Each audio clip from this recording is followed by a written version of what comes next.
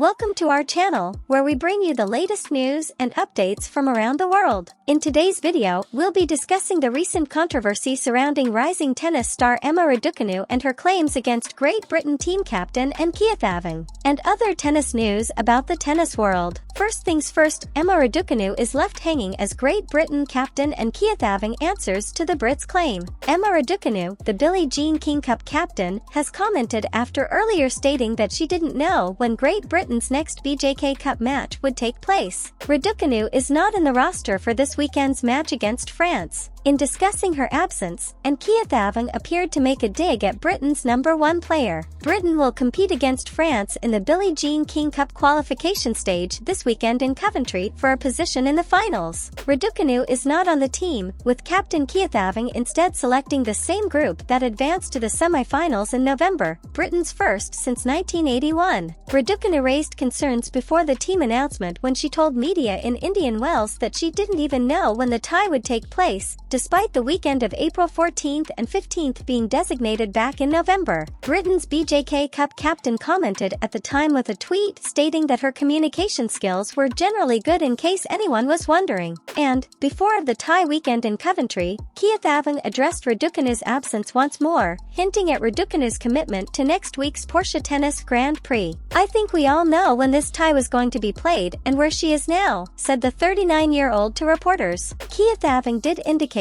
that the 2021 US Open champion would like to remain a part of the team in the future, but added, "But it's irrelevant. We hope she will be available for future ties. I'm sure she'd like to be a part of this group. It was just that the timing wasn't good for her on this particular occasion." Britain is in good hands with the current squad, which includes Harriet Dart, Katie Boulter, Heather Watson, Alicia Barnett, and Olivia Nichols. The five-woman team represented the United Kingdom in the finals in November, when the country was given a wild-card admission as the host nation. Emma Raducanu handed brutal Stuttgart draw with early Grand Slam champion showdown. Emma Raducanu's fate at the Porsche Tennis Grand Prix has been revealed, as she has been drawn to face Jelena Ostapenko. It will be a duel of the youthful Grand Slam champions, as the world number 22 won the French Open only days before turning 20 in 2017, and the winner will face third seed Ons Jabeur, Raducanu's latest practice partner, in the semi-finals. Raducanu was granted a wild card into the Porsche Tennis Grand Prix and will begin her clay season in Stuttgart for the second year in a row. However, the 20-year-old has been dealt a harsh draw, as she will face another major winner in Ostapenko in her first round. In the second round, the victor will face two-time Grand Slam finalist Jabeur, with the third seed receiving a bye. The world number 68 has already sparred with Jabeur on the practice court in Stuttgart, as she posted video from their Saturday workout. Raducanu advanced to the quarterfinals in Stuttgart last year and will defend 100 of her 839 ranking points next week. She overcame Storm Hunter and Tamara Korpach a year ago before losing to eventual champion Swiatek.